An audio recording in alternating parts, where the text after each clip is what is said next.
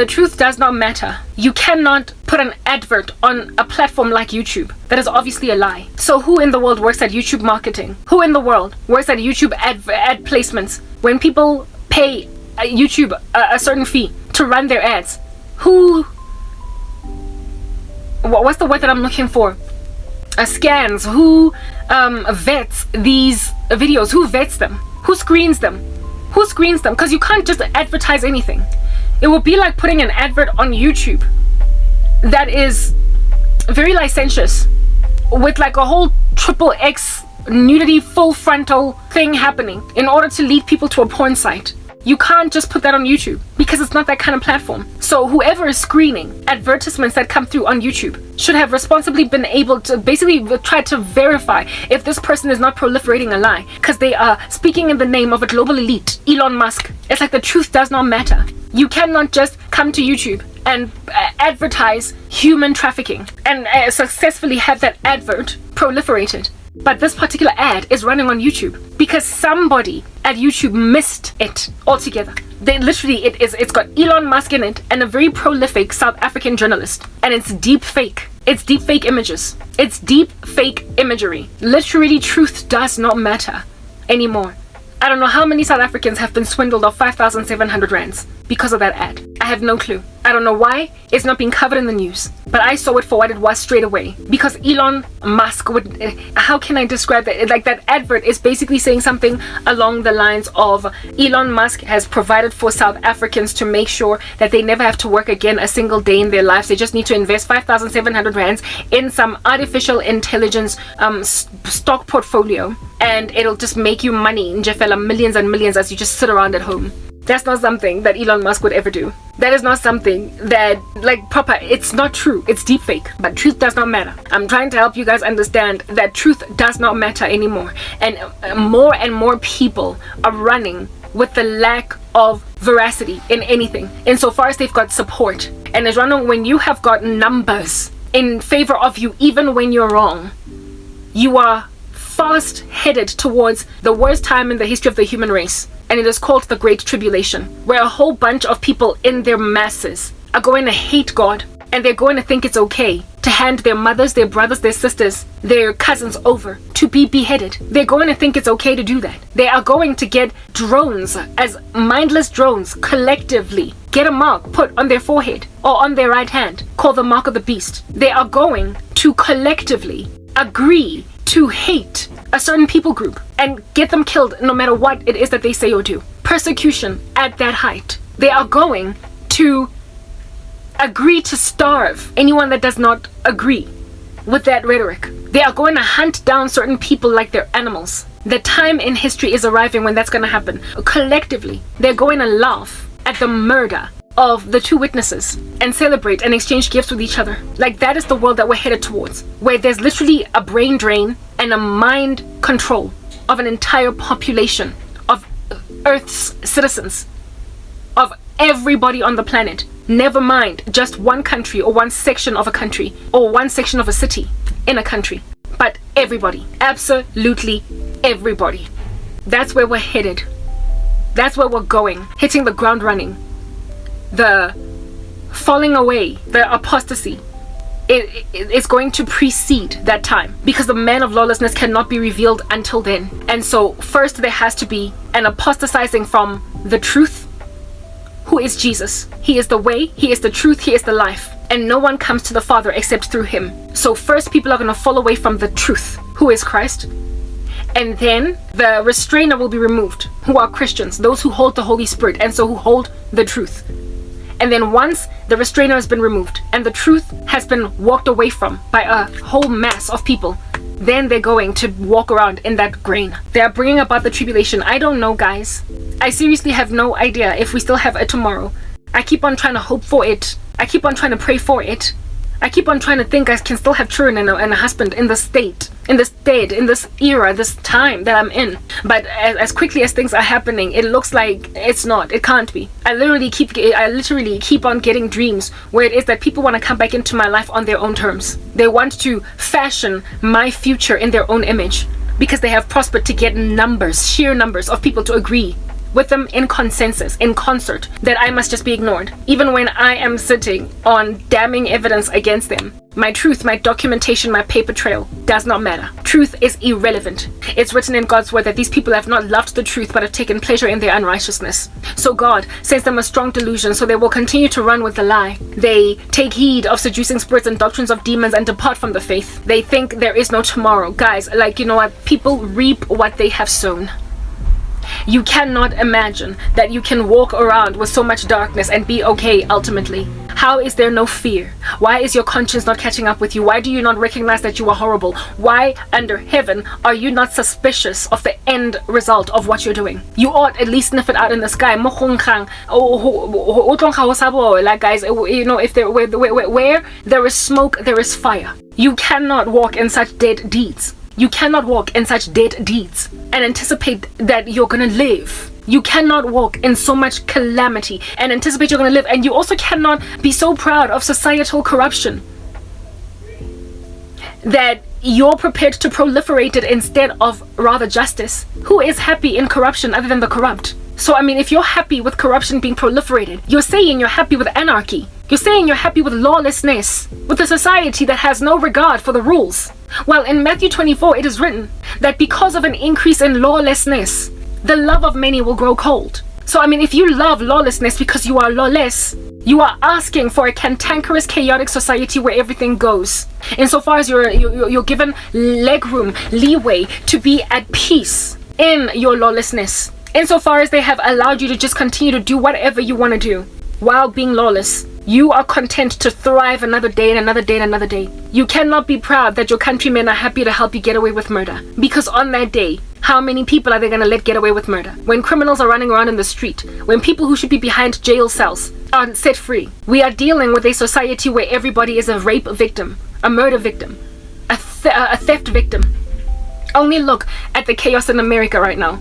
And literally, it's just everything goes in there. People are robbing, they're mugging, they are hurting people on the street. It's crazy. I never ever imagined that the US would ever look like that. We imagined that all of that, like, careless, tactless, incendiary criminality is an issue with South Africa, like it's an African thing, and sparked even by poverty. But a lot of the people who are robbing like this are not even coming from poor households. They're just doing it because the laws in the country have been loosened so much that people are just purging. They're just purging. I mean, when societies across the world are melting like that, like literally melting as on a hot stove, what future do we have when truth does not matter? Only look at what happened in Israel. They literally set free like tens, or is it hundreds, of prisoners, of criminals, in exchange for law-abiding citizens, law-abiding innocent citizens that were abducted, doing life on Shabbat, their lives, and not even as many as was necessary, in exchange for hundreds of, if not tens, like a bigger number, much larger number of criminals that were Palestinian. How does that even make sense? What world are we living in, guys? Like, what in the world is going on? I'm not going to be gaslit into shutting up. I'm not going to be gaslit into or neglecting my status as an elephant in the room. Because frankly, it's the only thing that's keeping me relevant. Being an elephant in the room is the only thing that's keeping me relevant. Being taboo is the only thing that is keeping me colorful, and is the only thing that's maintaining my sobriety, because I would literally lose my mind if people who have for years walked around me acting like I did this to myself, and who are also walking around me acting like they did not do to me what they did. I'm sorry, I can't. Like, witchcraft is anonymous unless you've got a spiritual gifting. If you're gonna keep on denying that you did anything to me, fine. You get to deny what you want to deny, being a truth hater, but you don't get to have me in your life. Just the number of people that I keep seeing being back to normal with me, because I have finally just allowed myself to be crazy, to believe that one day, out of just being crazy. But now I've sobered. Can you imagine how successful they would feel? I would be trapped. I would be a prisoner. I'd be incarcerated in all of their groupthink. I would be incarcerated by their gaslighting, their collective agreement that a completely sober woman who is in the midst of a conglomerate of insane people is rather the crazy one. I would literally be sober with my mind sound and in the right position, living amidst crazy people. and they would prosper to make me feel, just because of their sheer numbers, that I'm crazy while they are sober. I will not do it. My YouTube channel is underestimated, and I am also underestimated because I'm so severely shadow banned. I am not only shadow banned, but I am also afflicted by a whole bunch of attackers with spells of different kinds. I've been censored, and so it's given them a sense of security, the fact that I've been censored, even though I am as pregnant and as thick and as rich with my content as I presently am. It's just like my case at MTN. Completely innocent. Documentation starkly standing in my favor. Any sober judge that is not easily motioned unto corruption would quickly vote in my favor. And yet I was dealing with a band of miscreants that told themselves I'm just one woman out of many people, that all together are going to come in concert, in agreement, that I was the one that basically shattered everybody's dreams, and I had to therefore be eradicated from the ecosystem for doing such a thing as that, causing my life, me to face a risk of a lifetime of humiliation even though I was innocent. The Lord says that He will not allow the righteous to be condemned when brought to trial, neither put to shame. And these people tried to condemn me when brought to trial, and they try to put me to shame. This here is an act of self-respect. Do you understand? If you will not respect me, I will respect myself. I will present the truth. I will be believable to anyone who wants to embrace the truth. And if at all you insist on keeping me shadow banned, silenced, smothered, censored, do you. But bottom line is, anyone at all that happens upon my content, even within that state, will recognize that I am being shadow banned, silenced, censored, quietened. I am a person that should be getting hurt by a lot more people, and yet I'm not. And those who have gotten away with murder are priding themselves in the fact that no one is listening to me. However, they are kind of nervous. Why? Because I sound like this. Because this is what I'm recording. This is what I am delivering forward. I am easy to listen to. I am walking in a great deal of veracity. I am, with journalistic integrity to a certain extent, I'm much like a war correspondent in the spurt. That's what I am. I am believable. And not only am I believable, I also hold a lot of integrity, and I value truth. Not only do I value truth, I value presenting it to you in a way that is backed up. That's who it is that I am.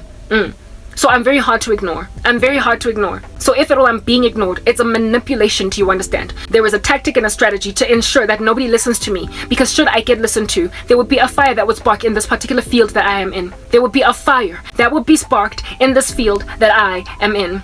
I cannot, for the life of me, be perpetually ignored without anybody at all that has seen it fit to me being ignored. Feeling some kind of way, strange, uneasy, uncomfortable, antsy, sitting on a cactus, lying on a bed of needles. People who have done this to me are scared of me because they've made themselves the only audience to my content. And when they listen to me, they get goosebumps, they get shocked, they get made to understand that they're messing with a ticking time bomb. They are made to hear day and night the trumpeting of an elephant on a mountaintop that they have insisted on putting in a room. They see the thing that I am as an explosion that is impending them, and if at all they don't do a better thing, they stand to be very severely humiliated. However, in their efforts to silence me, they now want to bring me into their lives. They now want to mesh me in their ecosystems. They now want to make me blend nicely in with them by incorporating me into their lifestyles.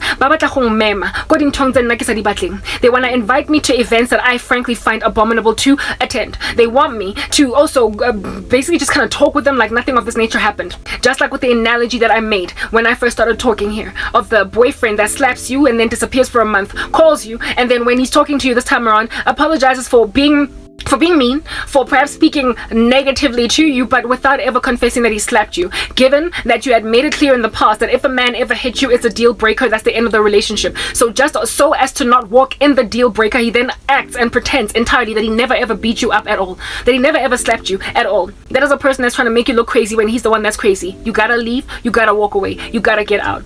Nobody is going to prosper to come into my life without ever confessing what they did to me and causing me to be a Stepford lady, just kind of going through the modes, scared of everything and everyone, afraid of rattling a cage or like messing with some feathers, like plucking some people's feathers. I don't want to live a life of fear around people who could get me incarcerated a second time. I'm already suffering from a severe case of not postpartum depression, sorry, I apologize. Perhaps I'm speaking out of my maternal desires. What I wanted to say is post-traumatic stress disorder.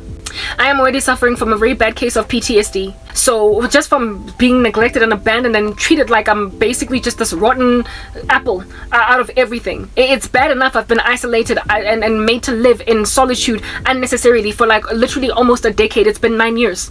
9 years. Now, if at all I were to find myself now immersed amidst the very people who put me in a position to suffer like this for an entire decade, how much more traumatized would I be? And the sad thing about these people is that when you try to raise these things and basically go to therapy about what they did to you, they then get angry and deny that they ever did anything at all. I will never have anyone in my life that ever did this to me ever again for those reasons. I told you witches are full of gaslighting, and their gas of choice is carbon monoxide. It's a silent killer.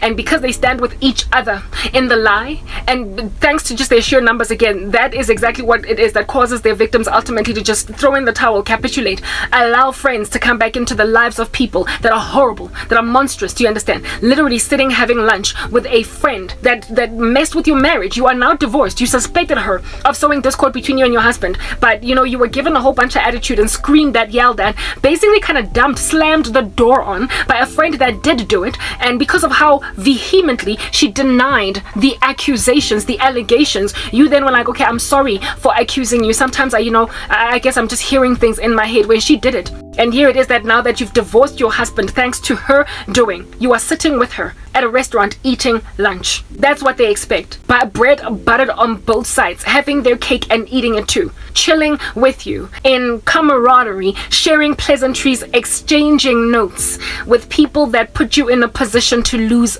everything. I lost a decade of my life. I've got a geriatric womb. I haven't married. I don't have children. Do you understand what I'm saying? I lost my degree. I lost my career. I lost everything. And you want to rock up after 10 years of acting like that did not happen, and then just kind of have lunch. Really? Yo, guys, that's like it. Like, you will make some people homicidal some days. Is that basic? Like, I don't know what in the world it would take for me to end up hanging out with people that have denied they did this to me when I know what they did last summer. I would have to either be dead and so a zombie chilling opposite you at a table at a restaurant, or I would have to be fully transformed into some kind of a schizophrenia. I would have to be mentally insane.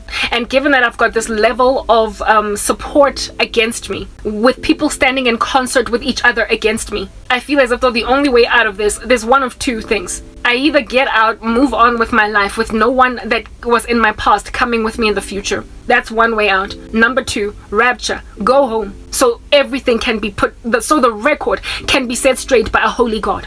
And from what the Lord has shown me, my release is soon. And it is from the words, his own words verbatim that he used was an epic release. Epic release. I've spoken about this before. Now, I don't know what's more epic than a rapture. I don't know what's more epic than a rapture, but there could also be an epic release with the fact that I will be able to move forward with my life with literally everything brand spanking new. Never mind the shoes and the underwear on my body being new, but so too will every last person in my life be new. I do not want any of these randos from the past. I don't. I'm sorry. All this gaslighting, that would also be an epic release where I literally get to live a life from scratch.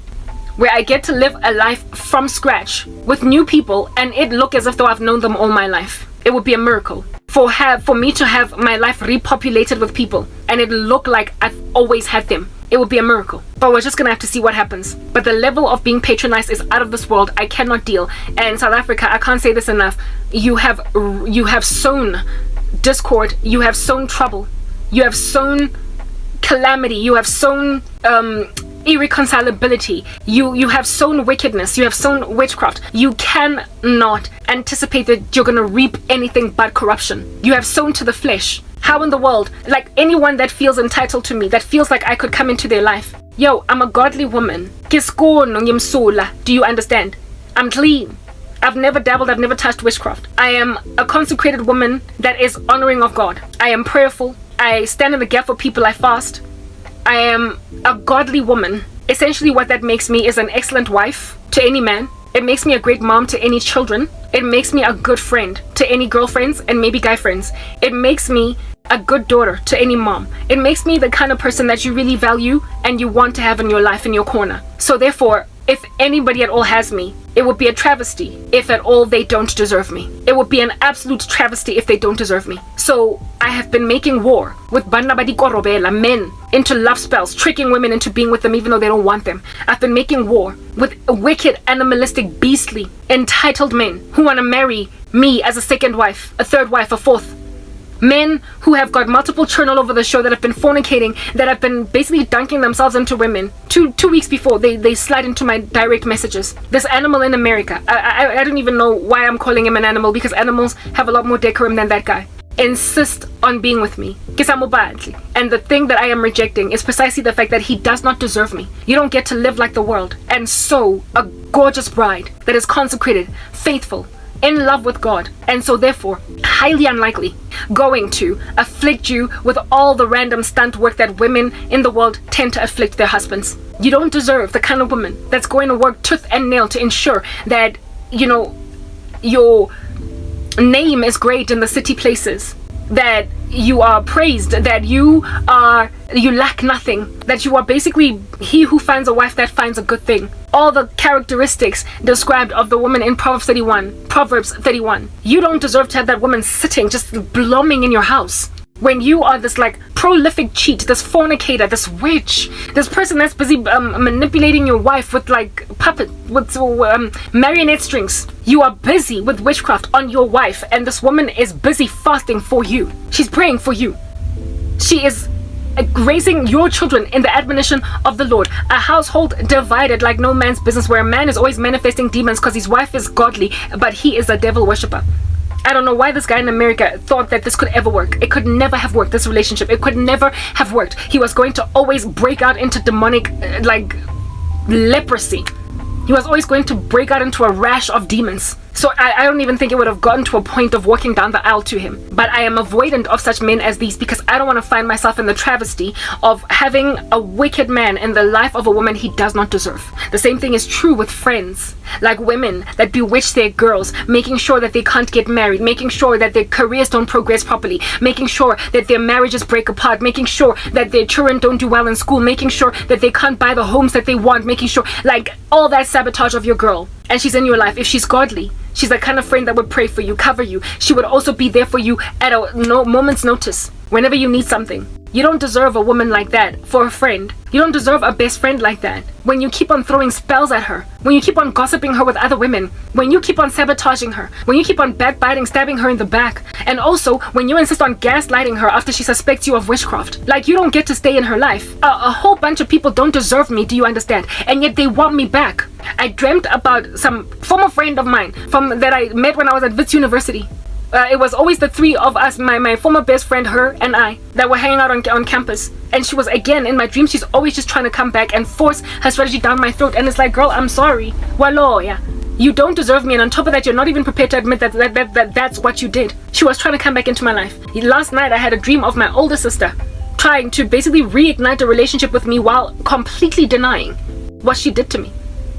Comprehensively denying everything. And that's when I do and act normally around people that have done this to me. Like, I don't understand why they feel like it's feasible that insofar as these years are ticking, like they keep on going, like the years keep on moving forward, where it is that I've been left in obscurity. They think the years in isolation are going to unconvince me to stick to my guns, that they're going to make me deconstruct my Christianity and realize that I have messed up with the God that I have chosen, that I have not chosen well, that I have basically, this God of mine has caused me to fabricate visions and dreams that accuse them of sorcery, when they have not only committed sorcery against me, but they have also changed on me physically in a way that was felt and experienced. I have been actively hurt by them, collectively spoken rubbish to by them, had them do things to me physically, therefore also evidencing that they also sabotaged me spiritually. And these people want me to pretend that that did not just happen, that you did not sabotage me in a way that was outward, overt, clear and stark, that you did not lie about me, that you did not just watch your own sister literally waste away for years. They sit around hoping that the day is going to arrive when I will deconstruct my Christianity and realize that God is not God. Except I'm proving right now that God is God and Baal is not God. And in this thing that I'm doing, the devil has made them super desperate to try and come into my life to make me deconstruct Jesus. He is the constructor of everything, and they want me to deconstruct him. He is the one that has built everything, and they want me to unbuild him. He's the one that has stitched everything together, and they want me to unravel him. They want me to walk away from the king of the universe that gave me understanding about what was around me. All of the persecution, all of the trauma, all of the sabotage, all of the denial of true love and true family, their nihilism. They have literally walked around, pranced in these streets in that incendiary activity, and expected me to finally just see where in the under heaven it is that they're coming from. I must see where people that have treated me like trash for an entire decade were coming from. How in the world do you bring people like those back into your life? Do you even know why they want me back in their lives? It's because they have nothing good left in their lives, and so they want something, wholesomeness. It's like they're living in these pitch dark black rooms, and they need a spark of light. That's the thing about people who stab people in the back. Ultimately, it gets so freezing, it gets so hypothermic where it is that they're living, that they now want to grab people and use them as blankets to warm them up, the very people that they betrayed. You don't get to have your bread buttered on both sides, humanity South Africa. You don't get to have your bread buttered on both sides. You can't have your cake and eat it too. You cannot bewitch people, stab them in the back, hurt everything that you have ever known, and anticipate that you're going to have a happy future. I am being desired by some pretty disgusting, far gone men. Do you understand? To be in just like a baby mama. Like, literally, I'm being fetishized. And the only reason why men fetishize me the way that they fetishize me is because I have nobody. An entire family and friends set that have abandoned me to a point where I'm being fetishized by filthy men.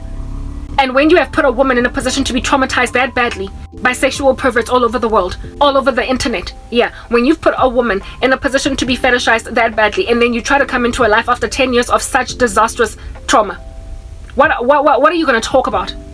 When last time you spoke to her, she was cool. And now when you're talking to her, she's always shaking. Now she's always looking over her shoulder. Now she's like properly every guy she doesn't trust anymore. She's twitchy because she has spent literally a decade on a battlefield such that she can't not look over her shoulder. Every single time she has a noise, she glitches. How are you going to deal with my trauma when you are trying to gaslight me into believing that nothing ever happened? I just literally decided to go crazy one night. All I can think about is that the only way out of this is for Christ to come and grab the church, because if he doesn't, my goodness, they're gonna want to keep on coming back. Like, you can't destroy every good and wholesome thing out of your life out of envy and expect to come back into its life when you've lost everything, when you've squandered yourself, when you've wasted yourself away, when you have thrown yourself in the dregs and the bowels of hell, lived there for an entire decade, and then try to come back into the life of a consecrated person. I keep getting all of these nightmares that I, for the life of me, cannot comprehend. Like, one dream, my older sister was literally coming back into my life, treating me like I am some pretty child. Like, all that she has tried to do with me for years is reduce me to just some pretty face. Both she and I are academics of prolific measure. Both she and I are somewhat geniuses, and she bewitched me to look like just a pretty face. In other words, I've got the smarts, I've got the degrees, but you've got the beauty. That's what I'm dealing with. And such a person wants to sit opposite me, having lunch, acting as if though nothing of that nature ever happened. Reducing me to a pretty face. Why? Because I'm sitting at the back of your mother's house in a shack, gathering dust, going nowhere. At least investigate, however. Investigate and interrogate. What am I doing in that shack? What am I saying? What am I speaking? What am I attempting to achieve? That's the thing that's going to humiliate you into recognizing that I'm not just a pretty face. You don't get to just dictate people's plans for them. You don't get to just fix people's lives like you're fixing a match. Like, you don't get to just do that and then come back after you've decimated them and hope to just carry on from where you left off. I told you guys that witchcraft is like a crime of passion. Those who afflict their friends, family, their people, where they tend to afflict people they love. And so they feel the void when these people are not in their lives anymore. After they betray them, they miss them, and upon missing them, they then want them back, but on their own terms. You don't want to confess what you did, but you want to subjugate Karabo to the tyranny of basically confessing that she's been crazy for a whole decade, but now she has sobered, and now it's lunch again. Now it's the braais again. Now it's breaking bread again. Now we're going shopping again. Really? I can't even buy my own clothes. Are you going to be the one buying my shoes when we go shopping? I'm sorry.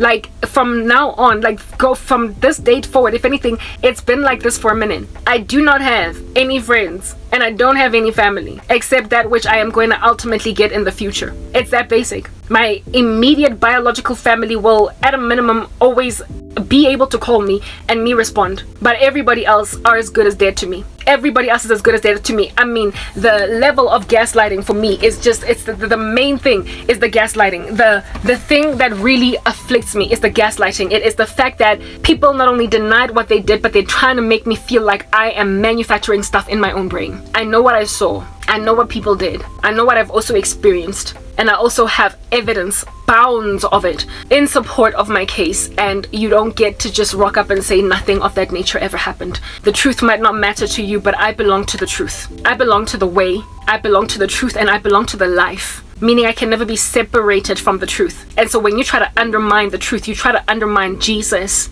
And I cannot walk away from the one who has grafted me into himself and guaranteed that I can't be plucked out of his hand. It is literally impossible to uproot the truth out of me because I am in the truth. So to attempt to make me walk in falsehood is to grieve the Spirit of the Lord in so much as making even the suggestion. Just to make the suggestion alone is grieving enough for me to have a conversation as long as this one that I've been having with you guys now. So you can understand how much people have just disregarded the truth.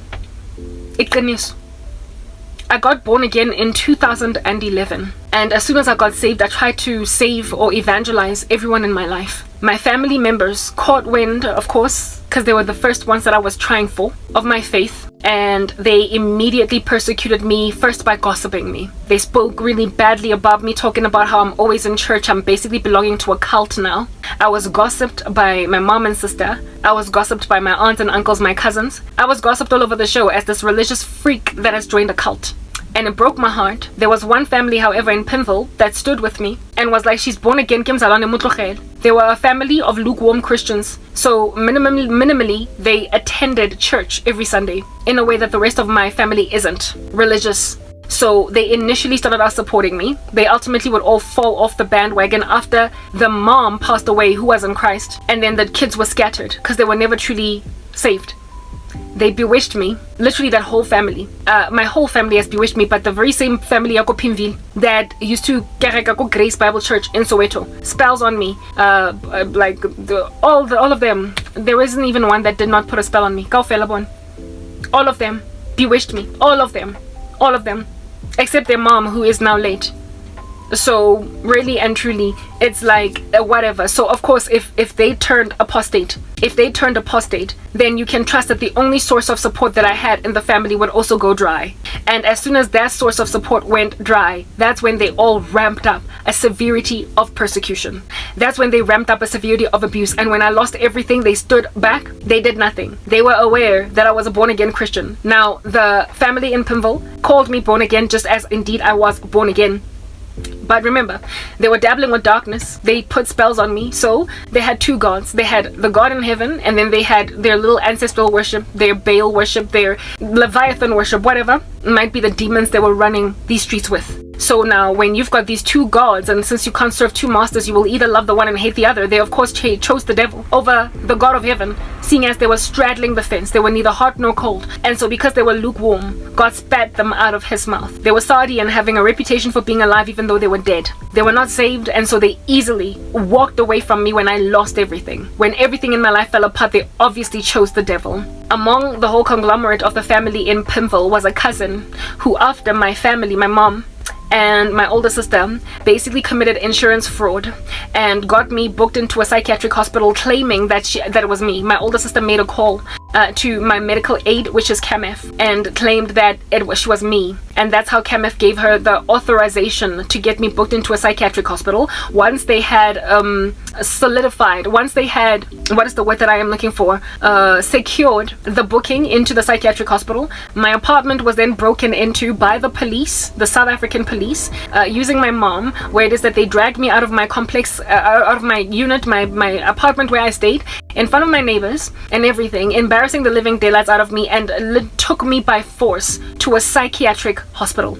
And when I arrived at the hospital, the check-in clerk or whatever looked at me on some, Miss Karabo, this is the date that you voluntarily just checked yourself into the hospital. Do you agree? I looked at her. I was like, I did not volunteer to come here.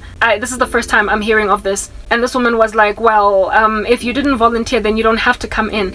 And my mom was looking at me on some, if you dare say no, you're going to be in trouble. So I allowed myself to go in there. The next day, I saw some doctors. I slept overnight without seeing anybody. The doctors are the ones that discharged me. One doctor then recommended that I get a restraining order against my whole family. I basically report them to the police for what they did to me. There is a cousin that picked me up from that psychiatric hospital after I got discharged. And that same cousin is one of the members of the family from Pimville.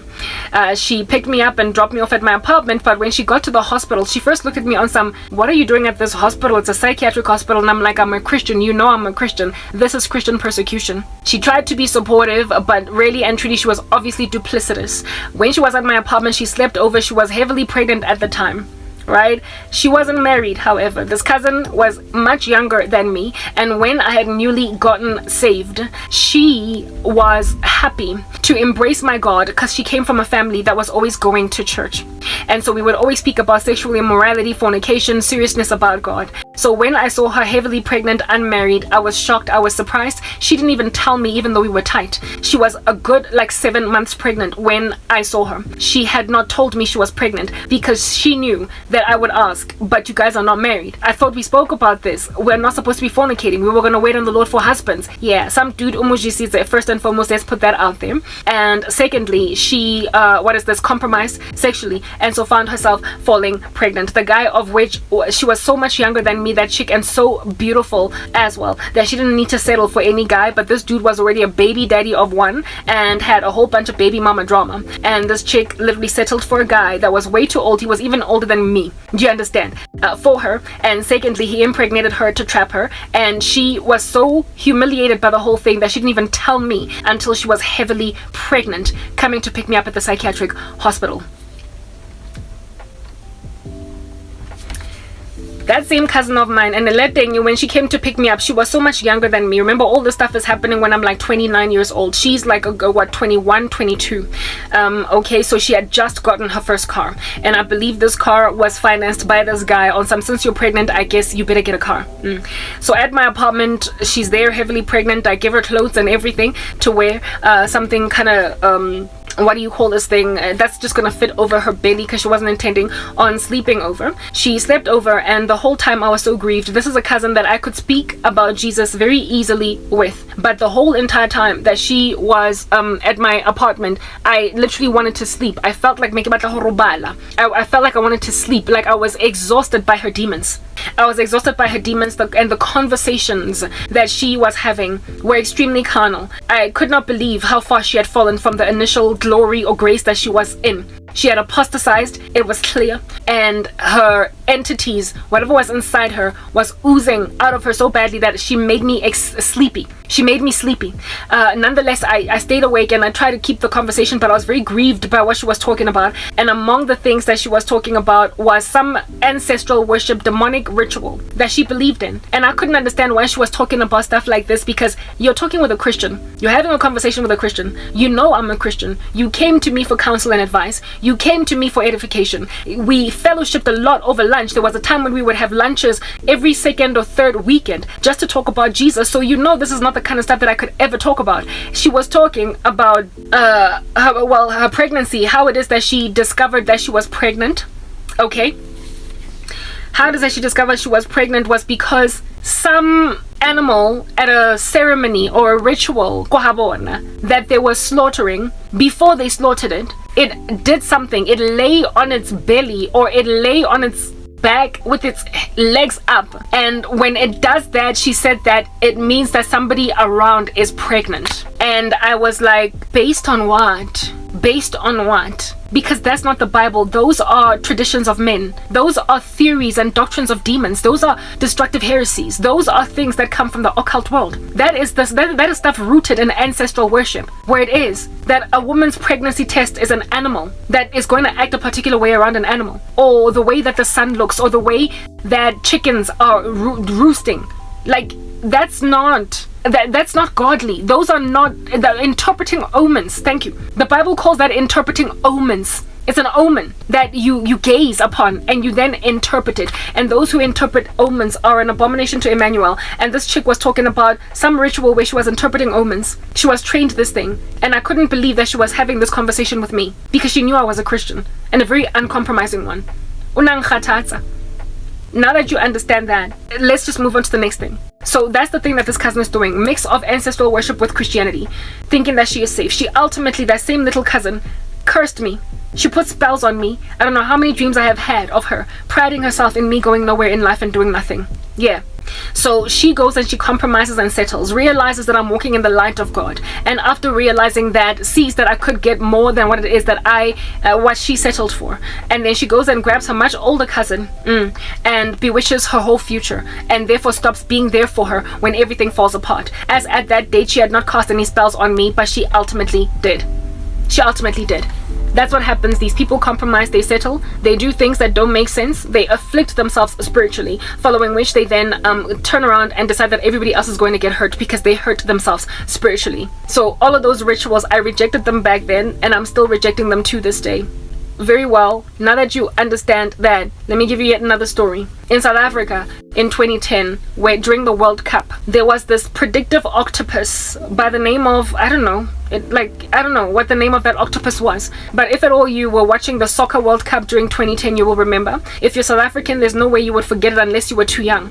There was an octopus that used to predict the outcome of matches, and it was always accurate. It was always accurate. It would have a ball put inside, not a ball, or some food that would be put in its little aquarium that it was living in, and there would be a span of the two countries that are playing a match on one food item, and then a flag of the other country, the opposing country, another food bed, right? And wherever it is that this octopus chose to eat food first out of, where this octopus chose to eat its delicacy out of, that would be the country that was predicted by this octopus to win the particular match in the World Cup.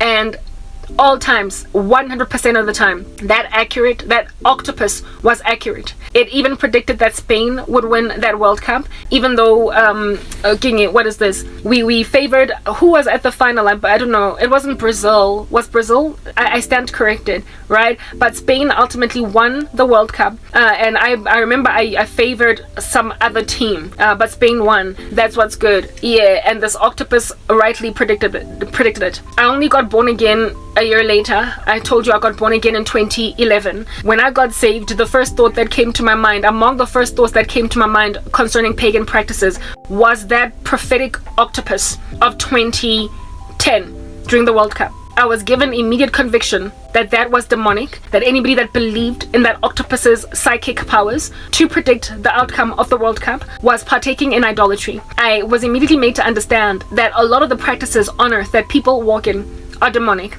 I was made to abandon the horoscope altogether. I was made to abandon believing in the predictive octopus or any such thing. I was made to abandon even the usage of the word luck very casually in my vocabulary because I understood its occult roots. I was made to basically recognize idolatry for what it was. Things that I very casually took in my stride on the come up, I was made to throw them all away. So that predictive octopus was the work of the devil. It's that basic. As human beings, we are not to believe in things like those. There is only one prophet on earth and in heaven, and it's Jesus, it's God, and he then builds prophets out of human beings. And so therefore the only true prophets are those who come in the name of the Lord Jesus Christ. Everybody else is a farce. Everybody else is a false, and everything else is also a farce. The Lord also only gives prophetic gifting to human beings, not animals. So if there is an animal that is predictive or has some kind of psychic talent or some kind of power, it's demonic. It's that basic. Yeah, very well.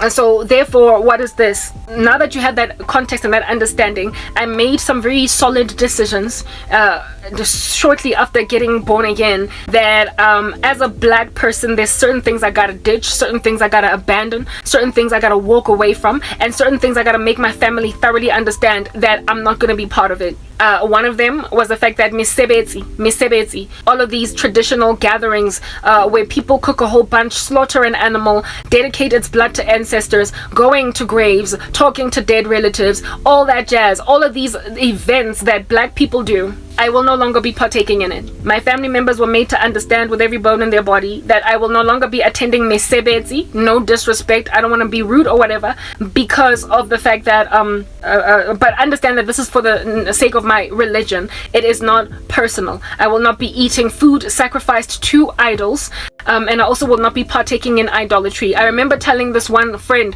that I used to fellowship with at MTN that also turned out to be a witch. I don't know if there's anyone that's not a witch in this country. Telling her that I'm very worried about my marriage, me getting married, because in black culture we have got a lot of traditional practices that in and of themselves are not unholy before God, but they're so mixed with so much ancestral worship, they're so mixed with so much pagan practices that it's hard to differentiate, right? Like a traditional wedding, you get to wear your traditional Tswana / Zulu gear and it's very beautiful, but Koteng, they also do all of these other things that are just like literally demon worship. And I was telling this chick that I am worried for my traditional wedding, because I am almost certain that my uncles, my mom, like my family basically is just going to insist on worshiping idols on my day, and so therefore glory is going to get taken away from God. And this friend, again, you know, straddling the fence, it's not really going to work out for you that well, was like, no, in order to please Abadala, otherwise known as elders, just tell them, you know, just basically stand aloof or stand back when they do these rituals, but let them do them because it's what they believe in, it's their customs, just satisfy them with it. And I said to her, but I can't do that because I stand with God. I would not allow my day to be taken over by demons just for the sake of titivating the taste buds of my mom, my uncle, and the rest of the family of elders. They gotta understand I'm a Christian and it's my day. I was like, they gotta understand I'm a Christian and it's my day. And given that it is my day and I am a Christian, do you understand what I'm saying? I intend to use this day to glorify God. I want his might and his mercy and his splendor and his glory to be prevalent all over the room. And so not only evangelize people but inspire them to also get their weddings done the way that I did, so that the glory of God might ruminate and flow in a room to save people and to inspire them to be like me, or, you know, to seek the face of God in glorifying him. Whatever you do, whether you eat, whether you drink, whatever you do, do it all for the glory of God. When you get married, do it for the glory of God. Let the glory of God emanate in a room when you're getting married. Do you understand what I'm saying? Yeah. And so I told my friend, now turned again mortal enemy, I told her that I am not just going to please the elderly for the sake of not offending at the expense of evangelistic opportunities at my wedding. I don't want any ounce, not even a small little driblet of idolatry there, ever. So we are not going to be slaughtering any animals. We are not going to be praying to any ancestors. There's not going to be any funny rituals. I don't know how in the world to separate a traditional wedding from all of these things, where it is that I get to wear my Tswana traditional gear but without dishonoring God. But I'm going to get it right. I'm going to, with surgical precision, take out all the junk and keep what is good. I will throw out the bathwater and I will keep the baby. Well, it never really happened because we all know I'm still single, right? But those were my intentions, and I made them starkly known to my mother. I let her know that when I get married, understand that there will be none of this ancestral worship thing. You will not be talking to Gogo. You'll not be taking anything there. You will not, etc. Yeah, my mother, little did I know that she was busy listening to me with a side eye, because she then would later on go on right ahead to bewitch my prospects of ever getting married, because she didn't want me getting married. She wanted me to take care of her for the rest of my days. That's my family. Okay, so she didn't really care that I didn't want a traditional wedding, because according to her I was never going to get married anyway. It's not that I didn't want a traditional wedding, I didn't want it mixed in with all that other ancestral rubbish. My mom, my uncle, everybody, however, knew that I don't do mesebetsi. That never will they ever see me go mosebetsi. That literally, if at all they were doing a mosebetsi, ke a baka lebala ka invitation for the Karabo household. It's not happening. I'm not coming. Hi, Hampi. I'll be there at Christmas. I'll be there at Braai. I'll be there at Easter. I'll be there at birthday parties zabana. But don't expect me to come ko mesebetsing. And if at all, go to birthday parties zabana. If at all at babies' birthday parties. If at all at little braais on Easter, you decide to start praying to ancestors, I'm literally gonna break away and sit in my car for an hour, and then I will come back. All right. I told my family they knew. My uncle was communicated this in an email. I even told him that the Lord showed me that they are all going to do msebenzi for me, to basically snap me out of whatever Christianity is going on in my brain, and that he shouldn't even try. And he swore at my God and used a small J for Jesus and basically told me where to get off in that email. Very well. Nonetheless, that email got out, meaning that my uncle has thorough communication of the fact that I want nothing to do with ancestors. I want nothing to do with all of their rituals. I will not, I will not go to mesebetsi. Yeah, I live in South Africa, a democracy that is fast becoming some other anomalous beast. Nonetheless, currently we have a constitution that gives us a freedom of religion, and we have a constitution that gives us a freedom of expression. And based on this constitution, I should be able to practice my Christianity to a point where if I refuse to attend a family function, or if I refuse for there to be ancestral worship stuff at a wedding of mine, I get to do that. I can't be forced down my throat like in the Middle East Sharia law equivalent or tantamount in this country. Whether or not black people are besotted and beside themselves with adoration for ancestral worship and all different kinds of mixings with God with the devil is irrelevant. Bottom line is, if I've chosen God, we're running with it because I live in a country where I get to do that. Well, South Africa displayed that its law is nothing but paper. It's just written in Jafela on paper, and there's nothing that actually has any true meaning in it, where it is that South Africans have comprehensively disregarded my right to a freedom of religion. They have comprehensively disregarded my hatred of ancestors, my rejection of them, my rejection of all of those practices, my rejection of witchcraft, and all things that don't have anything to do with a holy and precious God. By giving favor, awarding, therefore, respect to people who have disrespected me because of the fact that I would not partake in their fruitless deeds. The Bible says, do not partake in fruitless deeds of darkness, but rather expose them. Do you understand what I'm saying? Yeah.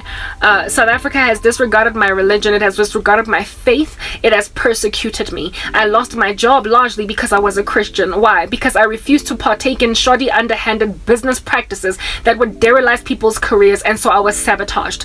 I did not want to walk in ways that were not upright, and so I lost a job in the climate of lawless men and lawless women that then rose up, concocted, trumped up charges against me that ultimately got me fired, following which, upon realizing they don't have a leg to stand on in that case, they then decided to tell the CCMA that I resigned. Now that you have understood all that, it's 2023, and due to me apparently allegedly being ignored by my God, they have made an observation of the fact that my Christianity has not produced any fruit according to them. I am walking, therefore, according to them, not in truth. And so because I am looking like I am deceived due to the fallenness of my life, they are now trying to reignite, shoving down my throat, their religion. This is the equivalent of ethnic cleansing, much like what under heaven it is that is happening in the Middle East, where they claim that the Jews are ethnically cleansing every other religious group in that land, especially Arabs, if you look at the statistics of how many Arabs are in Israel versus just 10 years ago, they've like tripled or like quadrupled or something. But if you look at all of the Muslim nations surrounding Israel as to how many Jews are there from like 10 years ago to present, some numbers are so abysmal that they are literally hovering around in single digits. In Gaza, there's 0. In Egypt, there's 3. In some parts of in Iran, like they are negligible. Like you can count them almost like using an abacus or just on your 10 fingers and toes, versus how many of them there used to be in the 90s. That in 1948, when the Jews were restored to the land. That's what's good. There's been a significant decline of Jewish populations in these surrounding nations. That is ethnic cleansing, but not in Israel. But nobody likes the truth, do they? Because the number of Arabs in Israel have only intensified ever since then. Nobody likes the truth. And here it is that South Africa is ethnically cleansing Christians. They are ethnically cleansing Christians. They are saying get out of our society or embrace. They're saying get out of South Africa or accept your roots. As a black person, you are going to embrace your ancestors. You are going to take them in your stride. You are going to, even you can take Jesus. We're not going to stop you from being Christian, but you cannot be Christian only. Your Jesus Christ onlyism is going to get you killed in a country where everybody is embracing their ancestors and Jesus. I had a colleague at MTN that I tried to basically uproot the junk out of ancestral worship, and she got angry with me, upset, backbit me, and then told me Jesus understands very well. I don't know what's happening with her today, but she's shortly about to understand that no such thing is true. So ethnic cleansing is a whole thing in South Africa, where it is that they're literally trying to clean, scrub as with a sponge. Christianity out of especially the black community. They are trying to make us serve Baal, who has never ever been displayed as God, while we are trying very hard to display that God is God. I've said it and I will continue to say it over and over again. South Africa is apostate. This land does not have as many Christians as it boasts. This country is walking in an apostasy, quite a violent one. It is also virulent in the sense that it keeps on spreading like a pathogen, and yet nobody's raising the alarm except, I guess, me. But am I really raising the alarm when I've got 1 or 2 views per video on YouTube? I don't know. Bottom line is, ethnic cleansing is happening in South Africa of Christians, especially if they're black. We are being uprooted from the land if we don't embrace our ancestors. And here it is that I am facing extinction. Essentially, I am like a dinosaur at this point. I am an endangered species because I have been sitting around in what looks like, obviously, Christianity does not pay off if you don't embrace your ancestors, and these people are telling me either embrace them or die off. I was watching some, what was it? I don't even know what in the world it was, because was it an advert? Because I thoroughly do not watch anything with Somizi in it anyway, not for any other reason, just because I don't watch South African television. I think it might have been an ad, I don't know, but what is this? Now, was it a Christian that was covering it? Yes, it was a Christian in this country that was covering it. That's how I would happen upon that content. Some Christian dude in this country was covering some happenstance in some reality TV show where Somizi's daughter, right, was basically saying to her dad that this whole ancestral worship thing, no thank you, I don't want anything to do with it. I'm like, I'm fine, like I it's just my choice, I don't want it. And Somizi was like, you say that now, but when these ancestors want you, they want you, they want you. You will find yourself in some situation in life one day, and I'm telling you right now, the very thing right now that you are rejecting, that you are denying, you will go running to it because you will be met with chock-a-blocks. That is what Somizi said. Somizi, of which is a professing Christian and a gay man, right? And he is out here crying about how it is that he tried to do Jesus only, just like his daughter was trying to do Jesus only, without ancestral worship, and it didn't work. Except, Somizi, how can it ever work for you to be truly godly, for you to choose Jesus only, when you insist on mixing Jesus with your homosexuality, disregarding the fact that Christ will not have that be a thing that is a going concern? When you continue to insist on fornicating, when you continue to insist living basically a whole worldly party lifestyle full of debauchery, and every Sunday, however, be in church, and maybe even sometimes on Wednesdays do Bible study, your life is compromised, you're flaccid, you're fallen, you're fluffy, and it's written in God's word that if at all you are wicked and you pray to God, your prayers are an abomination to Emmanuel, that sin is going to hinder your prayers. So if at all you were busy trying to get stuff from God and ancestors were knocking on your door telling you we'll give it to you, of course you are going to ultimately capitulate to going to a sangoma to get what you want, since you don't want to be righteous. You have exchanged the truth of God for the lie, and so gather for yourself a great number of teachers to teach you what your itching ears want to hear.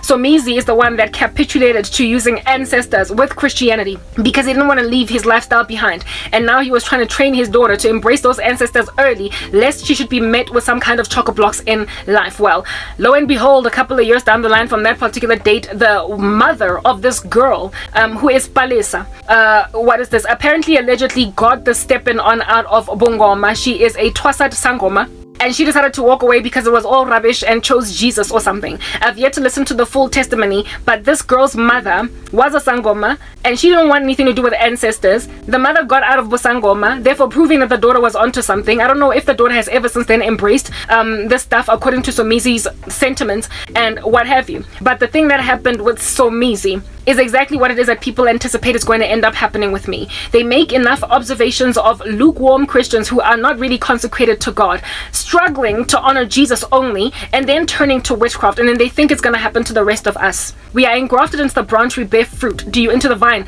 and we bear fruit. None of us can be plucked out of his hands. He gives us good works in advance that we might walk in them. Do not look at a country full of apostate Christians and then paint all of us with the same brush as them. We are unfortunately wheat growing up among tares, and so we're going to have a whole bunch of people encircling us that are reprobate, that are disturbingly apostate, and in their apostasy are then going to basically blanket paint all of Christians with the same brush that they are in.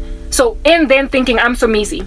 In there, Somizi of which once walked out of Grace Bible Church crying and complaining when they preached against homosexuality, and then went on ENCA and complained, and Pastor Matole called in and basically retracted their statements and saying that it was a guest pastor. So he caused the country to basically go in uproar against Grace Bible Church for preaching against homosexuality. So it is no wonder you ended up having to turn to ancestors Somizi. Let's just put that out there. So if at all you think I'm Somizi because I'm professing Christ just as Somizi is professing, only go and look at the fruit of Somizi. Only go and look at the life of Somizi and realize that it is not at all Christian, not even in the slightest. And so that is why Somizi had to basically go on right ahead and end up with ancestors to get what he wanted.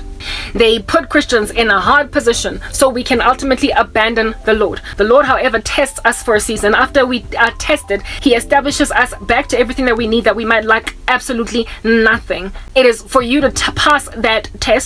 The Lord says in his word, do not grow weary of doing good, for in due season you will reap the peaceful fruit of righteousness if you do not give up. So what is important at present is to never give up, because ultimately you will reap the peaceful fruit of righteousness. So those people who keep on throwing in the towel a quarter of the way in the journey, half the way in the journey, maybe even 75% of the way in the journey, they do not count. They don't represent the body of Christ. They have compromised. They have partaken in Balaam's error. They have eaten food sacrificed to idols and have partaken in sexual immorality. And so because of Balaam's error, they now were successfully cursed.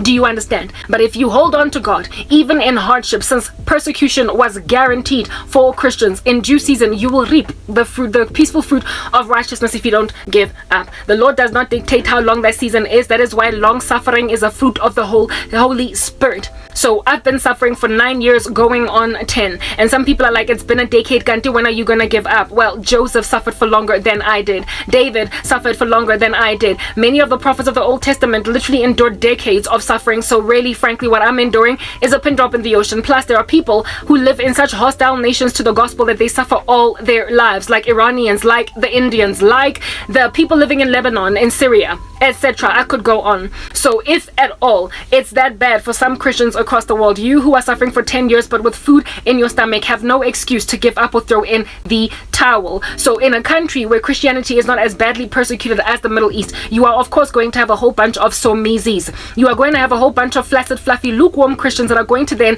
inspire the whole nation to think that they can just treat you like trash until you finally embrace the ancestors, and then hold a dogma, a rhetoric along the lines of the fact that, little daughter, you will ultimately run to your ancestors when you are met with chock-a-blocks, not even realizing that those chock-a-blocks were put in front of your feet by friends who keep on bewitching you, by family members who keep on bewitching you, by colleagues who keep on bewitching you, the bewitchment of which is conquerable under no other name under heaven but for the name of Jesus. He is the only one that enables you to overcome the weapons of your warfare that are not carnal but are mighty in God for the pulling down of strongholds. Those weapons who come at you that shall not prosper are from the wicked one. His fiery darts will come at you indeed, but you will trample them underfoot. You will raise up a standard above the devil. You will conquer. The gates of Hades will not prevail against the church. And so if you stand firm, having done all, stand therefore,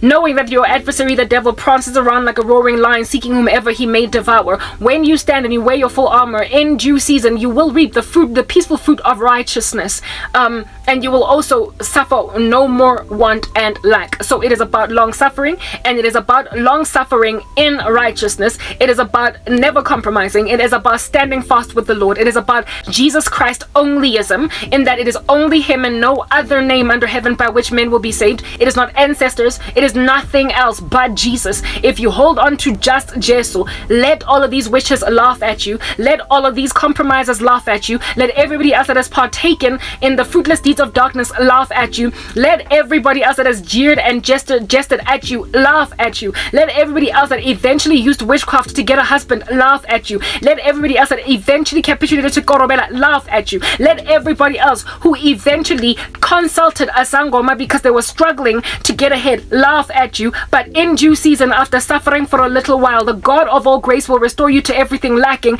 and nothing. You have got to trust that the Bible is true. Mark 10 says that if you lose houses, fields, homes, what is this, respect, whatever it is that you could potentially lose, you will gain in this world 100-fold over all of those things with persecutions, and in the next life, eternal life. So if you lose your life, you gain it, and if you gain your life, if you lose your life, you gain it. If you lose your life for the sake of the kingdom of heaven, you will gain it. But if you hold on to your life, you will lose it. If you just stick to biblical Christianity, even if it's really hard and you're impossible to push to another day, ultimately the Lord will restore you to everything lacking and nothing. I live in a country that's just full of a whole bunch of non-truthers. They don't like the truth. They have exchanged the truth of God for a lie, and so God is going to hand them over, if not already having done so, to a strong delusion. I'm holding on to God. Not only am I holding on to him, I made it clear when I got born again that it's him and him only now. No more horoscope, no more misebetsi, no more eating food sacrificed to idols, no more compromise, no more talking to dead people, no more going to graves to talk to the late, no more, no more, no more. I let them know. It was clear. It was put even on email. Goodness gracious, there is a paper trail. And yet, Lord have mercy on me. Here it is that in 2023 I get invited to umsebenzi.